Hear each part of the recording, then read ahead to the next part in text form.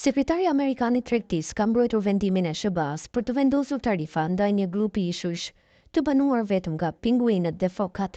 Tarifat në ishujt Heard dhe McDonald u vendosën, tha Howard Lutnick, për të mbyllur zbrazgjitë absurde në sistem dhe për të parandaluar vendet e tjera që të transportojnë mallra përmes atyre ishujve për të arritur në SBA.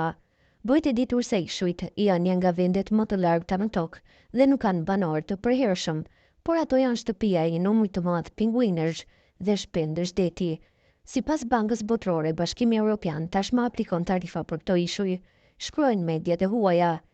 Ishujt kanë eksportuar sasi të vogla produktesh në SBA vitet e fundit, por në vitin 2022 SBA importoi mallra në vlerën prej $1.4 milion nga territori, pothuajse ekskluzivisht në kategorinë makineri dhe pajisje elektrike, pas specifikime të sakta.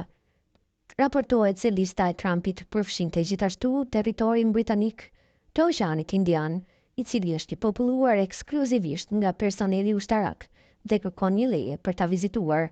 Ndryshe, edhe pse kjo lëvizje duket absurde, në panet të parë vendosja e tarifave në territorin e banuar nuk është domosdoshmërisht e kotë nga pikpamje ligjore, politike apo ekonomike. Megjithse territori nuk ka banor, ai administrohet nga Australia dhe vetë territori ka një zonë ekonomike ekskluzive. Por më tepër, rajonet pa barriera doganore mund të bëjnë një bastion i prodhimit në det të hapur në të ardhmen.